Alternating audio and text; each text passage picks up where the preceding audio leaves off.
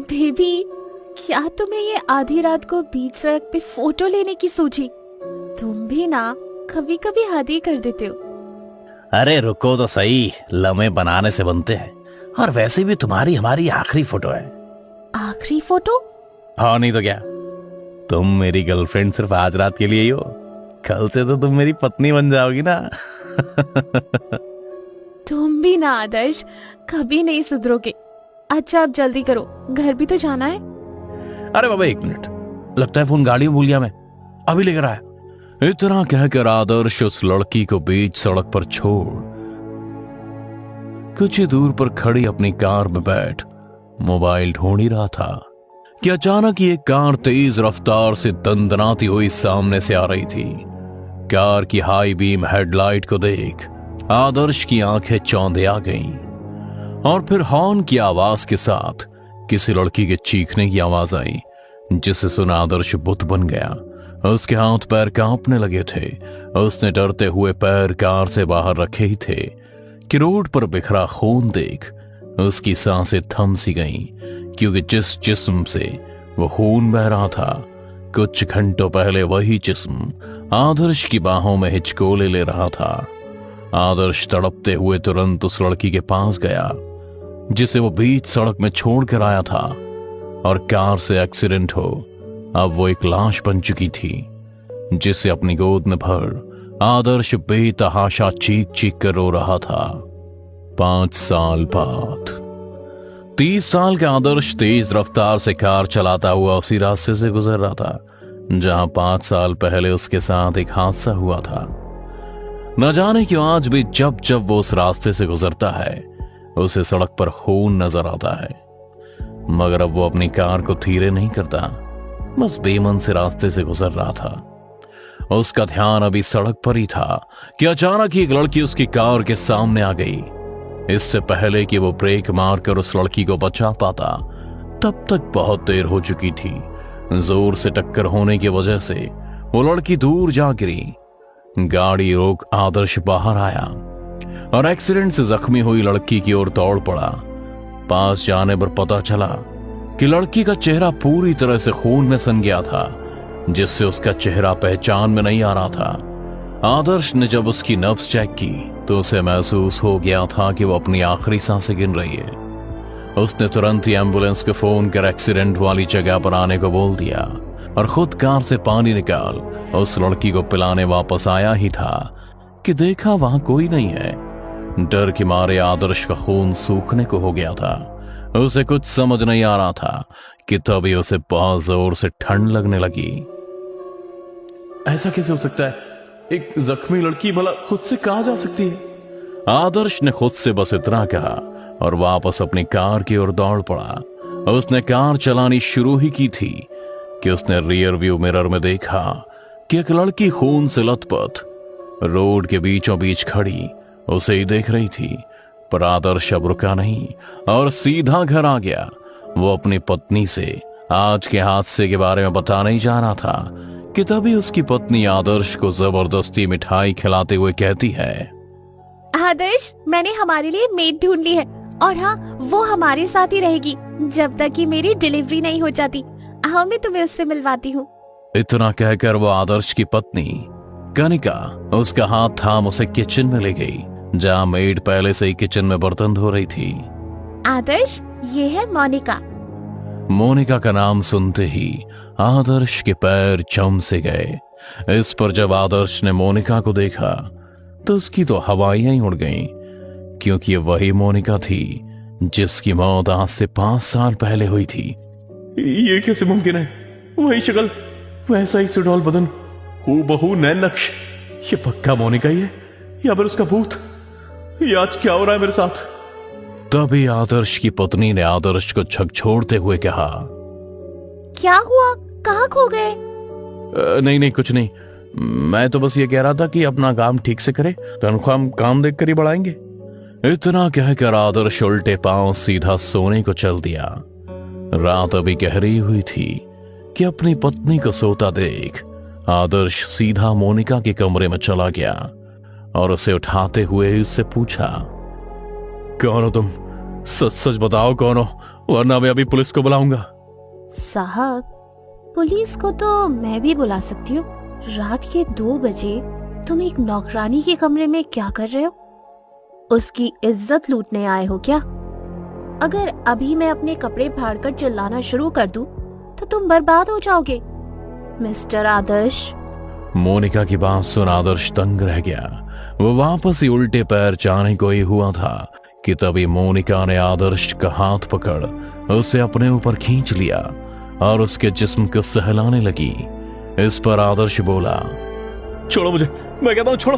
तुम एक घटिया लड़की हो जो मुझे बर्बाद करना चाहती है। मैं एक घटिया लड़की हूँ? मैं? मिस्टर आदर्श, 5 साल में तुम्हारी याददाश्त इतनी कमजोर कैसे हो सकती है? तुम भूल गए क्या? जो कार मुझे कुचल कर गई थी, उस कार के ड्राइवर तुम थे आदर्श। तुमने बीच सड़क पर मुझे खड़ा कर दिया और फोन लेने के बहाने कार में गए और उसे स्टार्ट कर मुझे कुचलकर मार दिया। 3 साल मेरे साथ लिव इन में रहने के बाद जब तुम्हारा मन भर गया तो तुमने मुझे रास्ते से हटाने का ये रास्ता चुना। एक बार बोल देते, मैं तुम्हें खुद ही छोड़ देती। मोनिका की बातें सुन आदर्श के पैरों तले जमीन खिसक गई थी। वो अपना ही सच सुन कांपने लगा था। तुम झूठ बोल रहे हो मोनिका। एक्सीडेंट के बाद मैंने खुद तुम्हारी सांसें चेक करी थी। तुम तो मर चुकी थी। तभी मैंने तुम्हारी लाश को खाई से नीचे फेंका था। हाँ, तो मैंने कब कहा था कि मैं जिंदा हूँ? एक नहीं बल्कि 2 बार तुमने मुझे अपनी गाड़ी से कुचला है। भूल गए क्या? आज रात जिस लड़की को अपनी कार से कुचल कर तुम आ रहे हो, वो भी मैं ही थी। इतना कहकर मोनिका ने आदर्श को खुद से दूर किया और देखते ही देखते अपने आप उसका चेहरा भी खून से लथपथ हो गया। खून से भीगा चेहरा ठीक उसी लड़की के जैसा था जो आते वक्त आदर्श ने देखा था, मतलब कि मोनिका का। साथ ही उसे यह भी यकीन हो गया था कि मोनिका जिंदा नहीं बल्कि मर चुकी है और अब वो उससे बदला लेने आई है। आदर्श की आंखों में डर साफ झलक रहा था, जिसे भांप मोनिका ने कहा, डर मत, तुझे इतनी आसानी से नहीं मारूंगी। पहले तेरा होने वाला बच्चा मरेगा, फिर तेरी पत्नी और आखिर में तू। पर मेरे किए की सजा तुम मेरे परिवार को क्यों देना चाहती हो? भला उन्होंने तुम्हारा क्या बिगाड़ा है? अच्छा, तो फिर एक काम कर, तो रोज मुझे अपने शरीर का एक हिस्सा काट कर दे, तब मैं तेरे परिवार को छोड़ सकती हूँ। मोनिका की बात सुन आदर्श गुस्से में आ गया। उसने तुरंत कहा, ये क्या बकवास कर रही तू? कल भी मेरे लिए कुछ नहीं थी तू और आज भी मेरे लिए कुछ नहीं है। तुझे क्या लगा था 3 साल तेरे साथ रहने से मैं हमेशा के लिए तुझे अपने सर पर बिठा लूंगा? मैं करोड़पति खानदान का रईस हूं और तू एक एनजीओ में काम करने वाली मामूली सी लड़की। थोड़ा सा हाथ से बोल, 3 साल साथ क्या रह लिए? तू तो मैं गले ही पड़ गई। अरे तेरे जैसी का मैं रोज कौड़ियों के भाव खरीदता हूं, समझी ना?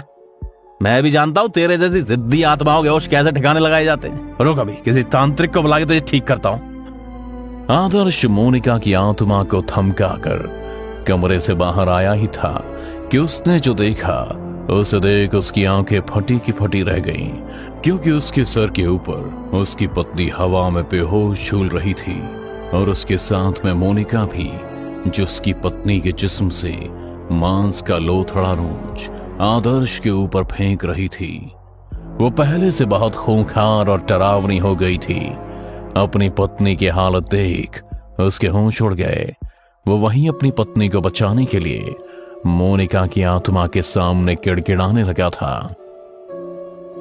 मोनिका प्लीज मेरी पत्नी को छोड़ दो, वो मां बनने वाली है। तुम जो बोलोगी, जैसा बोलोगी, मैं करने के लिए तैयार हुआ। पर मेरे मरने के बाद मेरे परिवार का क्या होगा? अगर मैं मर गया तो मेरी सारी जायदाद अमेरिका के किसी एनजीओ में दान चली जाएगी। मेरा खानदान हमेशा हमेशा के लिए तबाह हो जाएगा।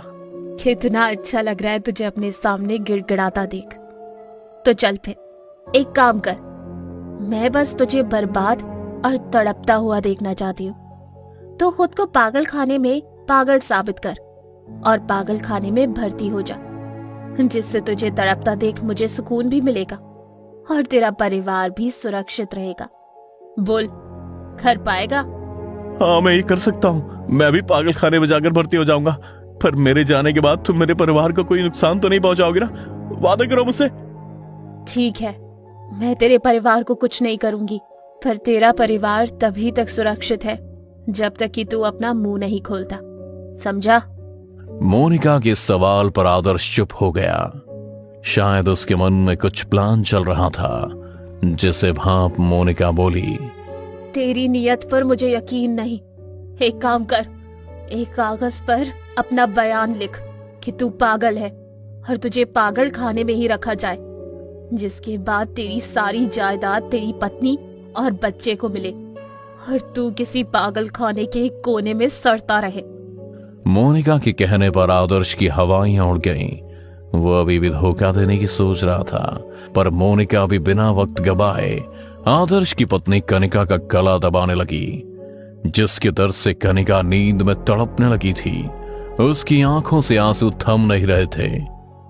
कनिका की हर दबती सांस के साथ आदर्श की सोच उसका साथ छोड़ रही थी, पर इससे पहले कनिका अपनी आखिरी सांस छोड़ पाती, आदर्श ने भारी मन से पेन उठाया और अपना बयान लिख नीचे दस्तखत कर दिए और अगली सुबह पागल खाने में जाकर भर्ती हो गया। उसकी पत्नी कनिका ने उससे लाखों बार पूछा, पर हर बार वो किसी पागल की तरह जवाब दे सवाल को नकार देता। आज आदर्श को पागल खाने में रहते हुए 8 साल हो गए हैं, लेकिन आज तक उसने कभी किसी के सामने अपना मुंह नहीं खोला, और अब वो पागलों के बीच रहे आधा पागल हो चुका है कि फिर एक दिन चपरासी उसे कमरे में ले गया और बोला कि उससे मिलने 2 लोग आए हैं। चपरासी अभी कमरे से बाहर जाने को ही हुआ था कि कमरे में 2 औरतें अंदर आईं, जिन्हें वो पहले से जानता था। इस पर आदर्श ने हंसते हुए चपरासी से कहा, अरे 2 ने एक ही आई मुझसे मिलने, दूसरी तो सिर्फ एक आत्मा है। आदर्श की बात सुन चपरासी ने उसे दुत्कारते हुए कहा, चुप साले पागल, जिंदा लोगों को मुर्दा बताता रहता है। चपरासी की बात सुन आदर्श एक पल को चौंक गया था, पर इससे पहले वो अपनी पत्नी कनिका को देख खुश हो पाता, मोनिका ने हंसते हुए कहा, ठीक ही तो कह रहा है चपरासी, मैं मरी नहीं, जिंदा हूँ। कनिका और मोनिका आदर्श से ही मिलने आई थी। हाँ ये जिंदा है आदर्श, और ये तब भी जिंदा थी जब तुमने इसे अपनी कार से कुचलकर खाई में फेंक दिया था, पर वो गिरी नहीं थी। वो तो बस तुम्हारी किस्मत खराब है, या शायद मेरी बहन की किस्मत कुछ ज्यादा ही अच्छी है, क्योंकि जब तुम इसे गाड़ी से कुचल रहे थे तब उस रास्ते से मैं भी गुजर रही थी, तब मैंने अपनी बहन को बचा लिया था। वो एक्सीडेंट में तुमको बेवकूफ बनाना, हवा में उड़ना, खून से लथपथ होना, ये सब एक सोची समझी साजिश थी, एक झूठ था, ठीक तुम्हारे होने वाले बच्चे की तरह, ताकि तुम अपना मानसिक संतुलन खो दो। और हाँ, तुम जिस खानदानी रईसी की बात कर रहे हो, वो अब मेरी बहन के नाम हो चुकी है। वो भी मेरी तरह अनाथ है, और हम दोनों उसी एनजीओ की हैं, जहाँ तुम जैसे अमीर लोग अपनी झूठी शान और दरियादिली दिखाने आते हैं। बड़ा अजीब है ना मिस्टर आदर्श, जब तुम अमीर थे तब तुम बेवकूफ थे, लेकिन आज जब तुम कुछ भी नहीं हो तो एक पागल बन गए हो। मोनिका की बात अभी खत्म नहीं हुई थी कि कनिका ने अपने पर्स की मिठाई निकाल आदर्श के मुंह में ठूंसते हुए कहा, लो इसी बात पर ये मिठाई खाओ। ये वही मिठाई है जिसमें ड्रग्स मिलाकर मैं धीरे धीरे तुम्हें पागल बनाती आई हूँ। आदर्श किसी बुत की तरह ये सब सुनते जा रहा था। उसके किए की सजा उसे इस तरह मिलेगी उसने कभी सपने में भी नहीं सोचा था। जिस रईसी का घमंड से सारी जिंदगी रहा, उसी के चक्कर में आज उसकी यह हालत हो गई थी। सारी कहानी जान आदर्श अब जोर जोर से हंसने लगा था, अपने बाल नोचने लगा था। ये ड्रग्स का असर था या फिर वो सच में पागल हो गया था, पता नहीं, लेकिन उसकी हंसी कमरे के बाहर तक गूंज रही थी। तभी मोनिका ने आदर्श से बस इतना पूछा, आदर्श तुम्हें याद है जब तुम्हें अपनी रात रंगीन करनी होती थी तो तुम मुझे क्या कहकर बुलाते थे? इतना कह कनिका और मोनिका दोनों वापस जाने को मुड़े ही थे। तभी आदर्श ने जोर से चीखते हुए कहा, मोनिका, oh my darling.